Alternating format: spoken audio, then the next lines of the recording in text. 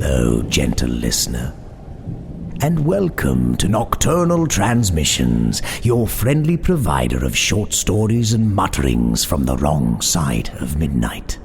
The podcast that brings you spirited renditions of dark tales, both old and new, performed by voice artist Kristin Holland. You may already be familiar with Kristin's work from the Simply Scary podcast or from our Nocturnal Transmissions YouTube channel, the seed from which this terrible weed of a podcast has grown. As mentioned in our last episode, we will be endeavoring to grip you anew in the talons of terror every fortnight.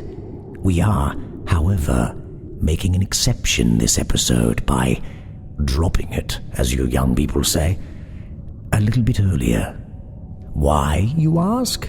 Well, because we believe that, like the fingers of those who ask too many questions, rules are meant to be broken.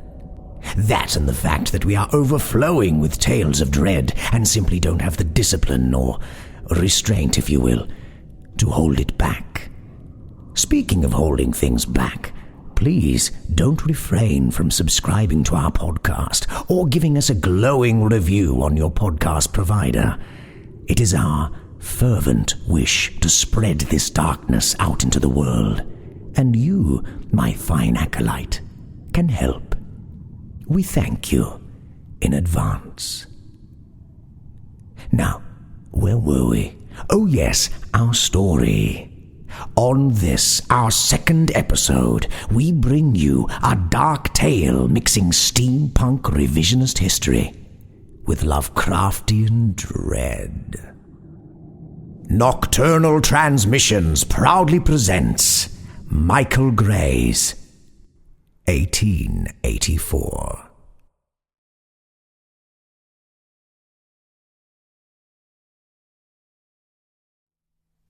It was all Tesla's fault, or his kindness, perhaps, depending on your discretion.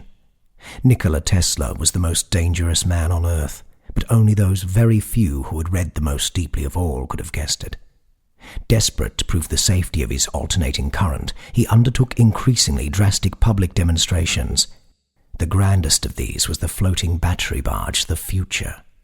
It was an unfortunately apt name.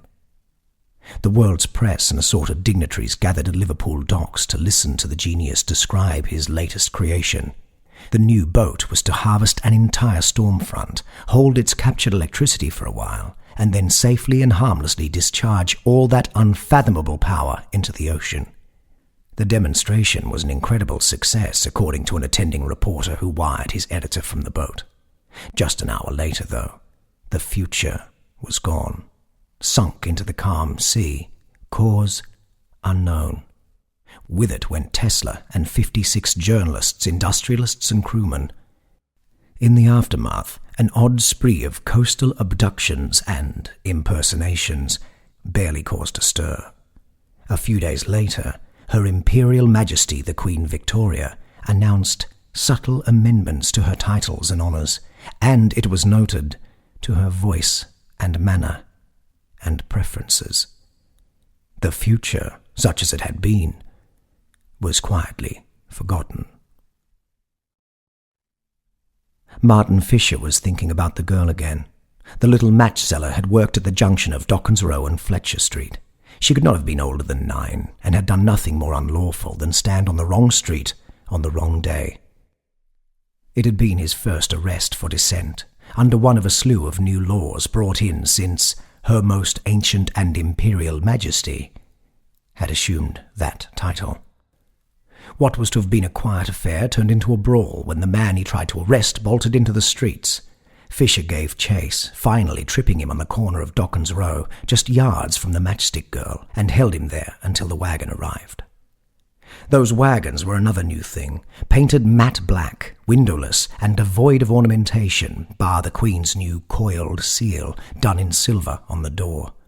The agency's men, the Black Hoods, jumped wordlessly from their ride. They took custody of the dissenter, pulling him from Fisher's embrace on the ground and forcing him towards the wagon. He fought them and screamed wild accusations the whole way to the carriage.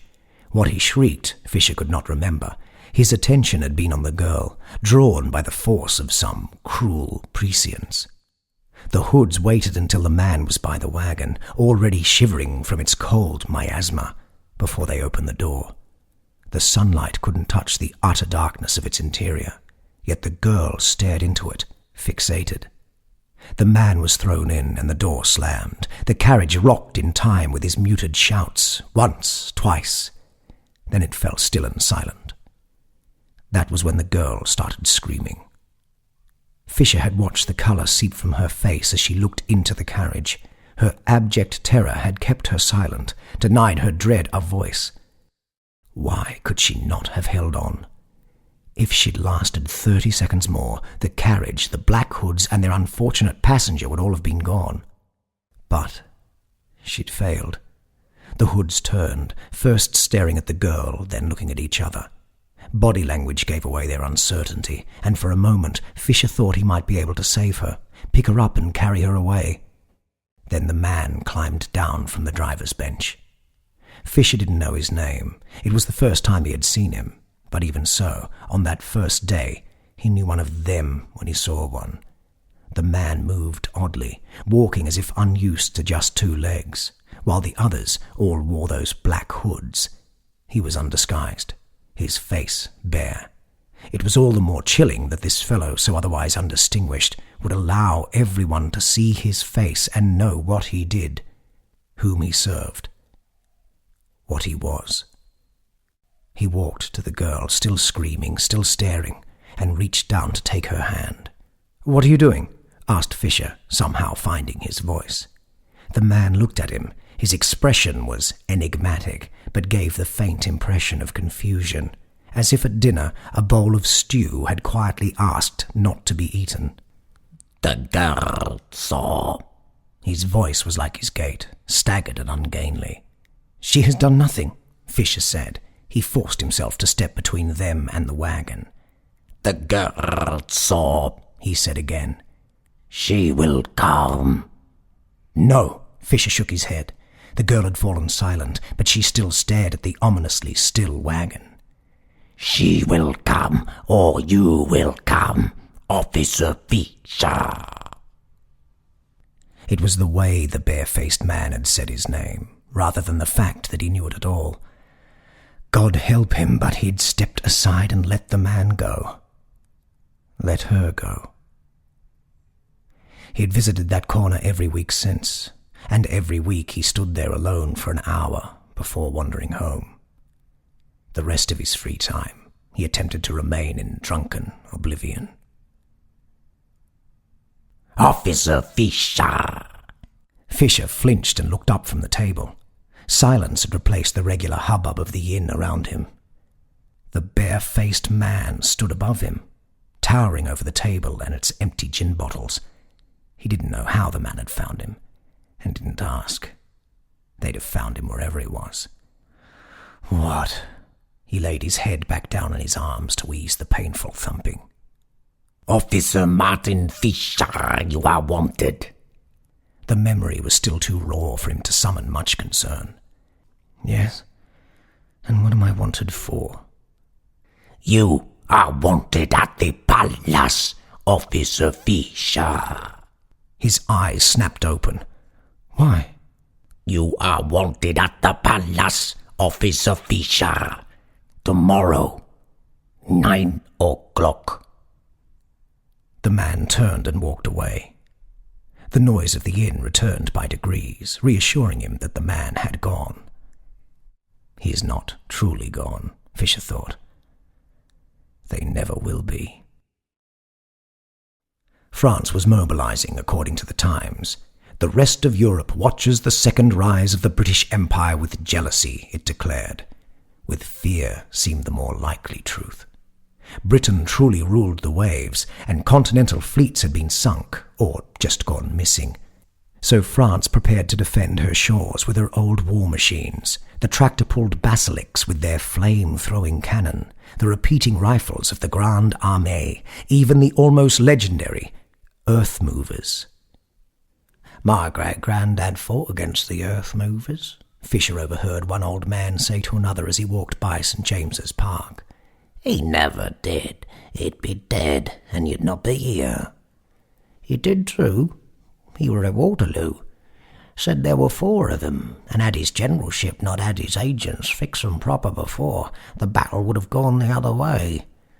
Like moving castles, he said they were, with cannons the size of barges. They won't help, Fisher wanted to say. The biggest guns in the world can't help you when it only takes one in an army, just a single one of them to reach one of your officers, and then it's all over. He kept his mouth shut. Either one of them could have been an informer, or a Black Hood. The hoods were everywhere, with and without their black hoods, becoming the everyday people of the street. The man behind you at the pie stall, a woman in the crowd at the playhouse, or one of a pair of old men leaning against a wall swapping tales, listening to what they heard around them, and remembering every name and face. He found it hard to despise the hoods. They were just people, like him, caught in times where you did what you had to do if you wanted to survive. But even if he couldn't find hate for them, he still guarded his words and actions. It was madness not to. So he went on his way, leaving the 2 old men to their stories.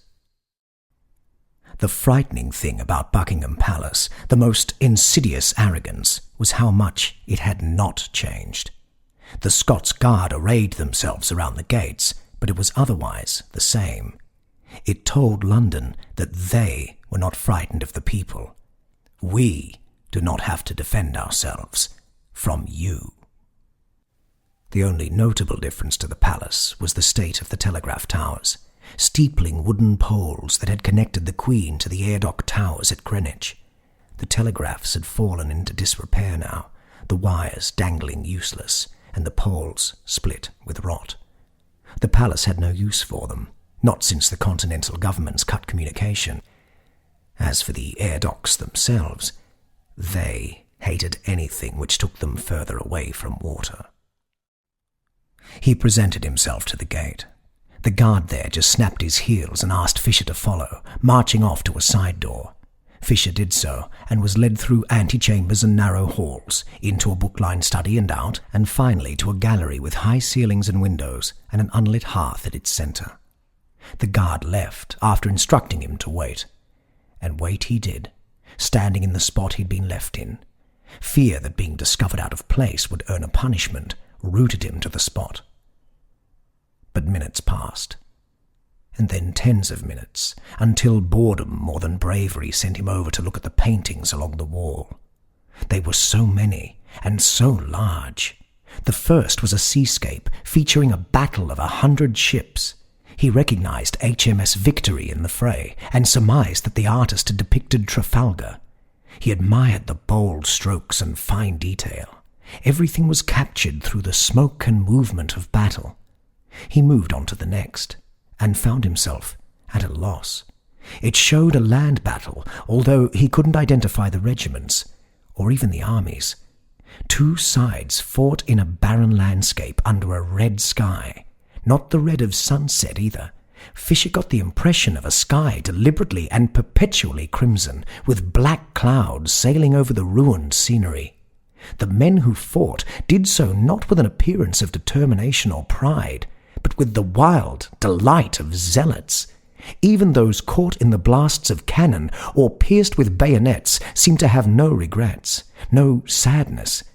It was as if they would gleefully die or kill for their cause, and welcomed either with equal relish. "Magnificent, are they not?" He caught himself, crushed the urge to spin, and managed to turn, calmly. A man walked towards him, slim and unassuming, dressed well but somberly. He was pale, too. What Fisher had first taken for a powdered wig of the old style was in fact a shock of grey hair, and the man's cheeks weren't rouged, but bore the redness found under the rimmed eyes of someone who had not slept well in a long time. "They are," he said, keeping his voice pleasant and agreeable. "These," the man pointed to the Trafalgar painting and its neighbours, "were originally hanging in the National Gallery." He waved past the last painting Fisher had looked at. "These others were... well, I'm not exactly sure where they came from, but Her Majesty desired them hung." Fisher's glance followed the man's gesture. He saw more of the paintings of the latter sort. The next in line was dominated by the livid greens of rainforest.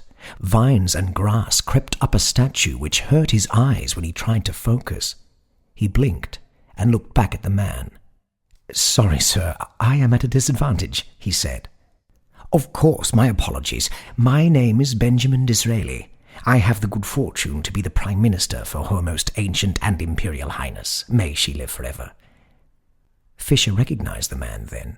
What he had become, anyway. Disraeli had been Prime Minister before Tesla's demonstration, and had remained so. There was never a question of elections being held, but the man bore little resemblance to the vital, energized pictures in newspapers and posters. It occurred to him that Disraeli's portrayal in the news sheets had not altered with time. The fellow you could see in the papers today was years past his date, and bore little resemblance to the withered, hunted man before him. "May she live forever," Fisher echoed. Disraeli smiled as if he were pleased to hear him repeat the phrase. "And you would be Officer Martin Fisher? I am glad you could make it at such short notice. Your reputation precedes you. Not many individuals have worked to make the Empire as safe as you have." "I do my duty as best I can, sir."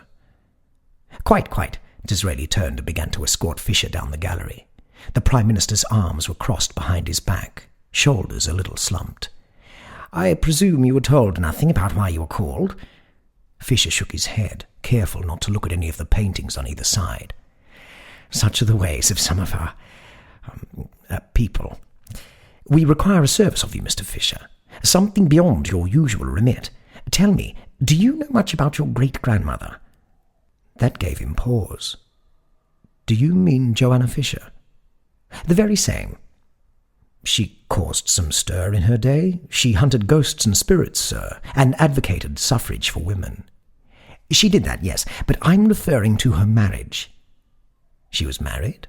Fisher was surprised enough to stop. Disraeli paused. "Why, yes. It was very hush-hush. I believe she thought it would damage her public image as a strong, independent woman or some such. That it was not common knowledge in your family surprises me, though." He nodded that they should continue. "Your grandfather was born inside wedlock, Mr. Fisher, and that is why we need you." They reached the gallery's end and stood before an arched double door. Disraeli twisted the handle one half-turn, then paused. "You have not been in the presence of royalty, have you, Mr. Fisher? Please try and remain calm." He twisted, pushed, and stepped through. The room seemed cramped after the scale of the gallery. Tall windows on the right-hand wall allowed anemic light to fall in, highlighting the shadows rather than illuminating the room. A hearth, set but unlit, dominated the far wall. A rug of complex patterns and hunting animals covered most of the floor, and in its centre, on a stick-thin chair, sat the Queen. She wore her customary black and faced the windows, showing the door her profile. Her head tilted slightly back, mouth and eyes open and unmoving. Fisher wondered if she had heard their entrance. If she had, there was no sign. But even so, Disraeli placed his palms together and gave a short bow. "Your Supreme Majesty, may I present Officer Martin Fisher?" There was no response. Stuttering, Fisher said, It is an honour, Your Majesty." "You are welcome here, Martin Fisher." The words were cold and layered, and seemed to enter his head without touching his ears. He blinked, but Her Majesty had not moved, offering only the same still profile. Thank you, ma'am." "You are confused. That is to be expected. Come, stand before us where we can see you in the light." He looked at Disraeli, who nodded, so he edged around towards the windows. Halfway through his circuit, he stopped, took a quick breath and swallowed the scream clawing up his throat. He stood obliquely to her, enough to see that she sat as one would expect any other person to sit, straight-backed, hands crossed on her lap. But he could not take another step, save at his sanity's risk. Mottled grey tentacles fingered through the Queen's hair. One tip protruded from her bun, waving as if it were a snake's tongue tasting the air. Another was plastered across her forehead, curling around her face, framing it. The narrow end was feeling around inside her open mouth. Within that insane vision, he spotted a pallid inflation at the other side of her head, something slickly damp, which rose and fell like a breathing sack. Nothing on earth could have compelled him to move even 1 inch further, but he forced himself to stand his ground. Do not be alarmed, Martin Fisher. We are aware of how we appear, but we are in no discomfort. I am... He glanced at Disraeli, who nodded. Gladdened to hear so, ma'am. You are a good subject, Martin Fisher. You do much which promotes the stability of our empire. We ask of you another task. Of course, Your Majesty. Benjamin Disraeli? Your Majesty. Disraeli walked over with another bow. What Her Most Ancient and Imperial Majesty requires, Mr. Fisher, is an envoy to France. Since the misunderstanding with our last ambassador, France has refused to meet with anyone of royal blood. Their reactions to our attempts at contact range from hostile to downright violent. However, we believe they would accept you as a messenger for the crown. Me? Indeed. You see, your great-grandfather was French, a gentleman by the name of Michel Doriol, the younger son of a landowner from Anjou. The marriage was performed and consummated in France. However, your great-grandmother returned to England pregnant with your grandfather, while Monsieur Doriol, for reasons unknown to the crown, remained in France and slipped beyond reach of our records. This would allow me entry to the country?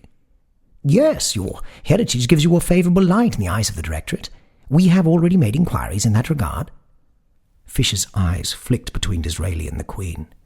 Did he dare entertain the thoughts threatening to creep into his mind? Would they be able to hear them? His gaze shifted to the thing attached to Victoria's face. He could not think of it and her as a single being, the way Disraeli apparently could. He could almost feel it extending those tentacles towards him, invisible and knowing, reaching into his mind.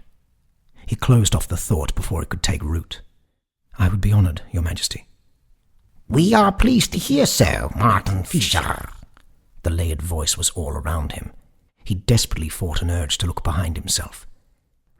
Excellent. Disraeli clapped his hands together. Travel arrangements are already in place, Mr. Fisher. You will depart tonight. An airship has been refurbished for this purpose. The speed is beneficial, and it will show our neighbours that we are more willing to be adaptable than they give us credit for. An airship! Fisher suppressed a smile. He would be out of the country in a day. He could run, vanish, never be heard of again. The door he'd entered through opened up. In came a servant in the royal livery, holding a silver tray. We have a range of proposals we wish for you to deliver to the French Directorate, the Prime Minister said. The servant approached. The tray bore a bulging folder tied with a red ribbon and a small wooden box. You won't be negotiating, simply delivering the package to their hands. You will find a top sheet with a brief description of the salient points, so you can converse over the main topics if need be.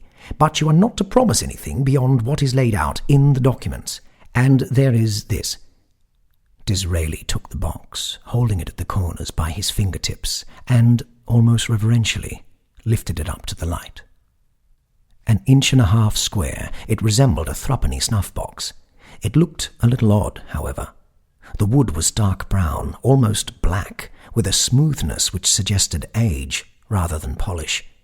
There were no discernible grooves to hint at a lid. What is it? You will be staying in the Paris residence with Monsieur Eugene Spuller, the Minister for Foreign Affairs. At some point in your stay, you must deposit this in his chamber. Fisher looked closer at the box. Why? That is something you do not need to know, Disraeli said, and offered it to him. And what do I do afterwards? As he took it, he felt its weight shifting, as if it held liquid. Nothing whatsoever. Just place it in the room, preferably somewhere unnoticeable. Mention it to no one. Complete your task and return home. He lifted it to the light, holding it as the Prime Minister had. You need not be so delicate, Mr. Fisher. Disraeli said. Martin Fisher is observing the Reverend's ode, the Queen's voice said inside his head. Complete this task, Martin Fisher, and you will be rewarded. We will not forget your service. We never forget. It was the first time Fisher had been on an airship. It was more turbulent than he anticipated, and the gondola swung heavily below the balloon as the winds buffeted the ship across the channel. At first, he had been disappointed to be travelling at night. It would have been nice to see England from the air. From up here, he could have pretended it was still the country he grew up in. Instead, he screwed his eyes closed and forced an image of the match seller into his mind. This was no longer his home, and he would be damned if he would have a part in its future. He kept his eyes closed, only opening them as the sun dawned, when the pilot finally announced their descent.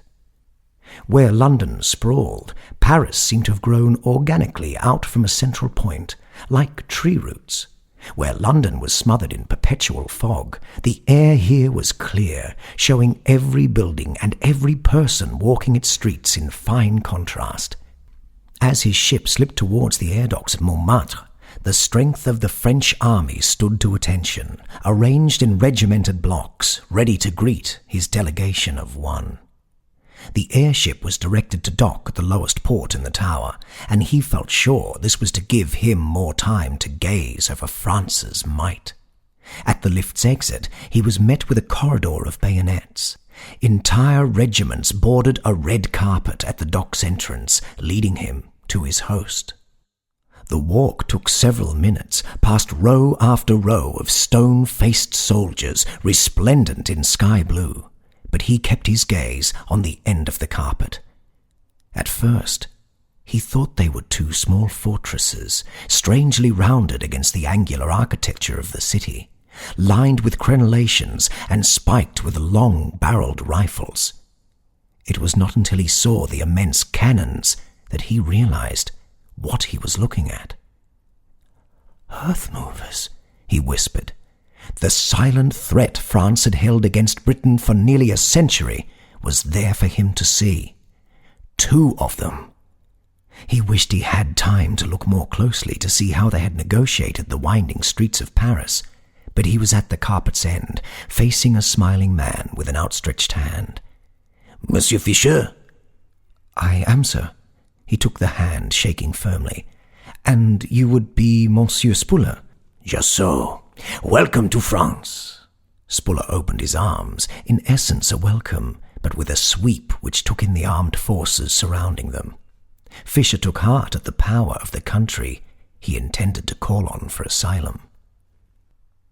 Fisher allowed the rest of the morning to unfold as it would, and Spuller seemed to take pleasure in acting the guide.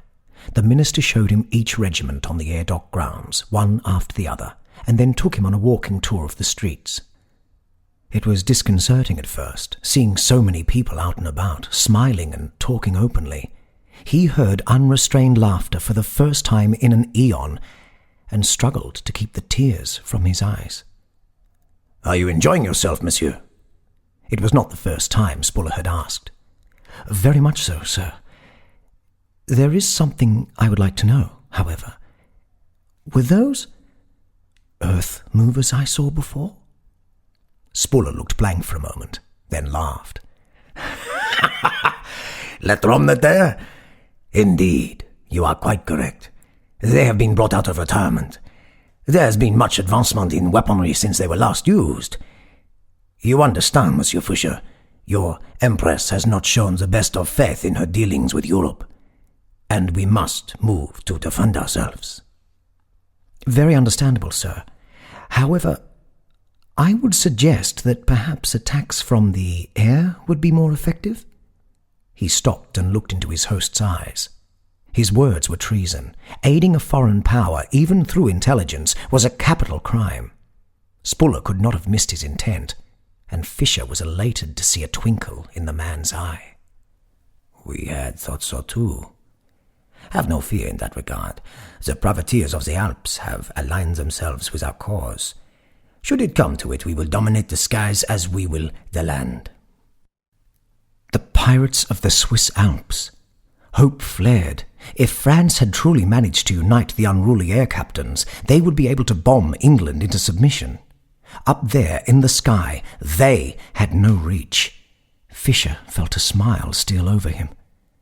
But look at the time, monsieur. You must be famished. Let us retire to my residence, where we can speak privately. I would like that very much, sir. Dinner was luxury itself. Beef in a delicate sauce, served with vegetables cooked in a way he'd never known was possible, washed down with a heady red wine. Fisher found himself in pleasant company.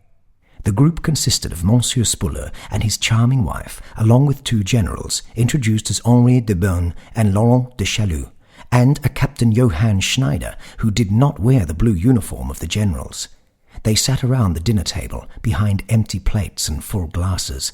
Madame Spuller had retired to another room, and Fisher allowed himself to relax in an easy atmosphere he'd forgotten could exist.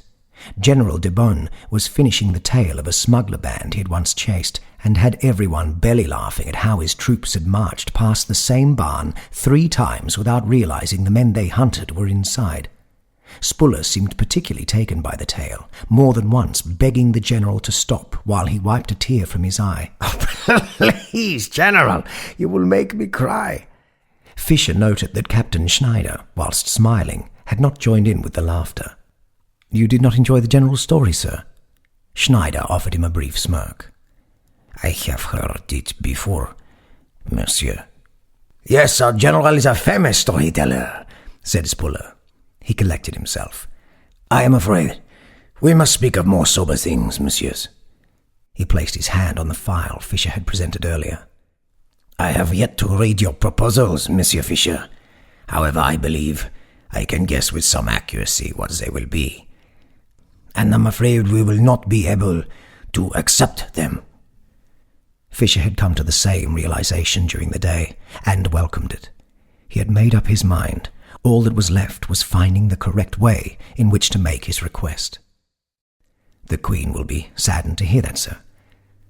And will it be you who delivers this sad news?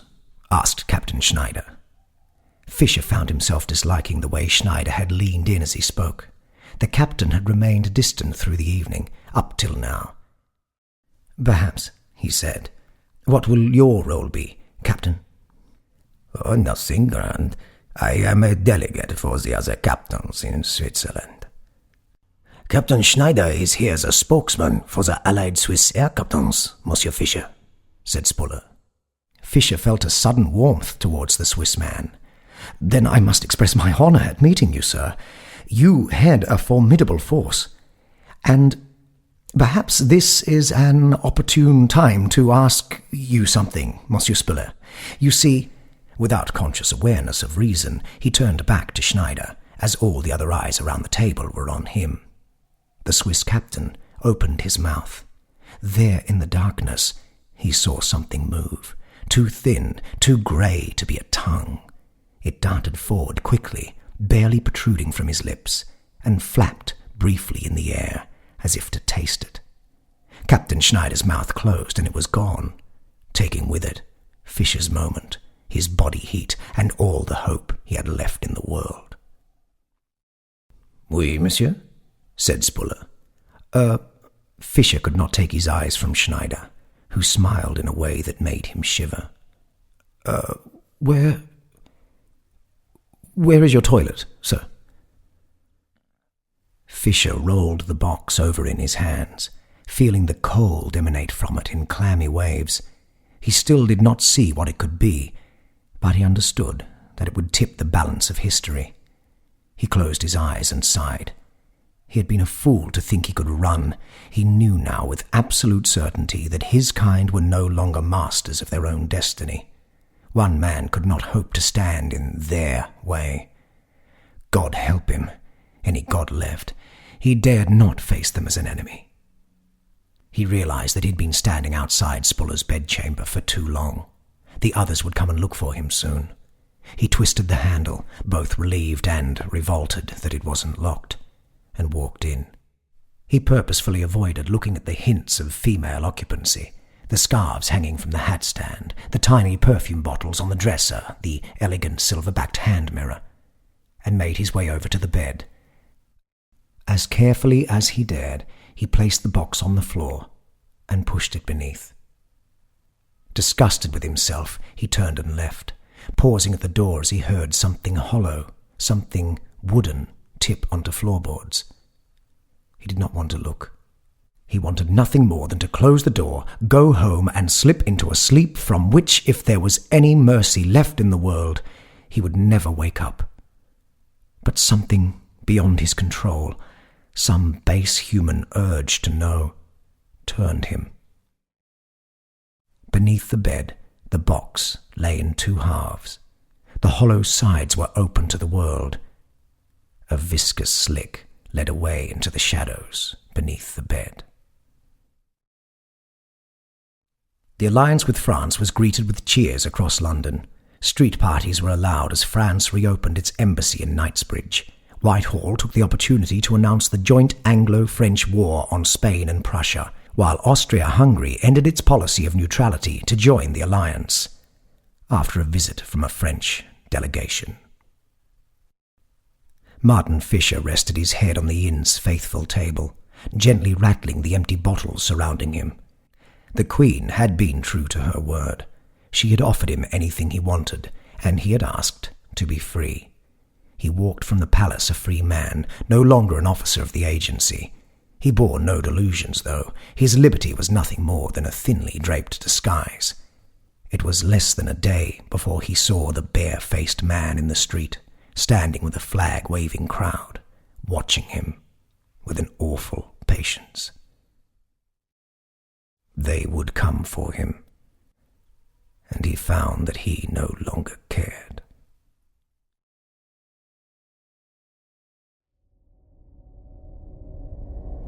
"1884" by Michael Gray. If you would like to find out more about this author, please visit his site michaelgray.com.au or visit our website nocturnaltransmissions.com.au, where you'll find information on our featured authors, links to other spine-tingling content, and other matters related to our humble production. Thank you for joining us on this, our second episode. If you would like to journey with us again to the wrong side of midnight, please subscribe. And please do share Nocturnal Transmissions with your friends. After all, the more, the merrier. Next episode, we'll be featuring a story from a good friend of Nocturnal Transmissions. Please join us in episode 3 for Ian Sputnik's Meal Deal. "Good evening, sir," the landlord said in a welcoming voice. "Looks like you made it just in time. I think the weather's just about going to take a turn for the worse. What will it be?" Bert and Dot took several moments to peruse what beverages were on offer. "I'll have a pint of old driver, and the wife will have half a mantis." "That'll be £5.30, replied the landlord. Bert reached into his trouser pocket and pulled his wallet loose. It took some doing due to the girth of the leather pouch, and when he opened it, the landlord could see why. It was completely stuffed full with a large wad of notes. From what he could see, there must have been quite a few £100s, maybe thousands. Bert offered him one of the notes. "I'm so sorry," he apologized, "but a 20 is the smallest I have." More of that next time on the Nocturnal Transmissions podcast. All non-public domain stories are featured with the permission of the authors. All voices and production are concocted by Kristin Holland. Until next time, watch the skies, fear the dark, and don't trust anyone, especially yourself. Good night, gentle listener.